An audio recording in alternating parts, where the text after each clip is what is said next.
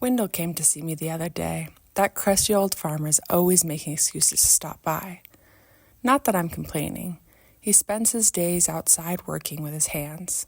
So, he's like my favorite cauldron, strong, dark, and thick. What an embarrassing thing to say. Can't let my coven hear me say anything like that. But I get the sense he hasn't always been a farmer. He has a past I don't know of. We both moved into the valley around the same time. Him to build his farm, me my cottage. Every now and then he hints at his previous life or connections he has outside of the valley. For example, he had mentioned having a brother the last time he was over.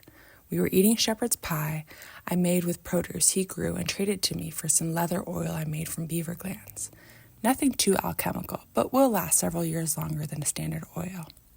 So, there we were, sharing lunch, when he says that it reminded him of his brother's cooking. Then he takes a sip of his wine and goes on eating like that wasn't the most interesting thing he's told me in months.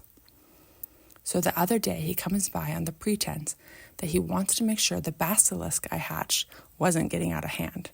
But I was done with that project weeks ago. I allowed it to grow to 8 feet in length, which shockingly only took 3 months from a hatchling.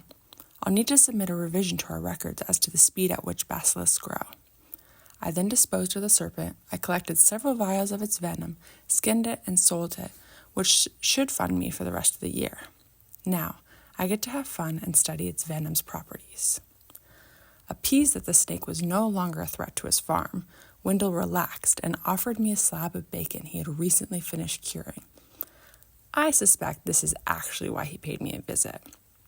I offered to read his tea leaves in exchange. He rolled his eyes, but acquiesced. I don't actually read tea leaves, but he doesn't know that. He assumes I do since I'm a witch. So I decide to make a big production of it and have some fun.